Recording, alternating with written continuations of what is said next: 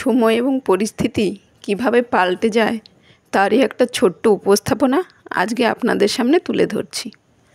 একটি গোলাপ গাছ ও একটি ক্যাকটাস গাছ পাশাপাশি বড় হতে থাকে।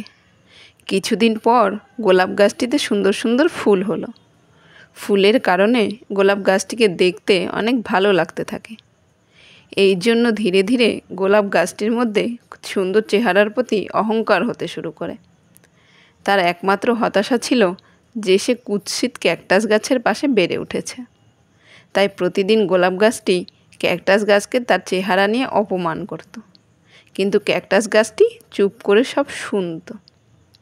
বাগানের অন্যান্য সমস্ত গাছপালা গোলাপ গাছকে বোঝানোর চেষ্টা করেছিল, কিন্তু সে তার নিজের ভালো চেহারা নিয়ে খুবই প্রভাবিত ছিল।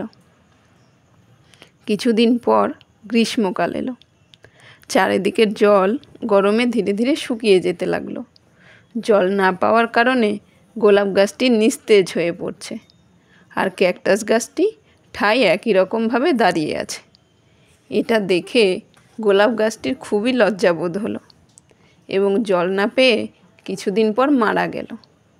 তাই কথায় আছে, কোনো জিনিস নিয়ে কোনো দিন অহংকার করতে নেই। পরিস্থিতি কখন কাকে কিভাবে পাল্টে দেবে তা কেউ বলতে পারে না।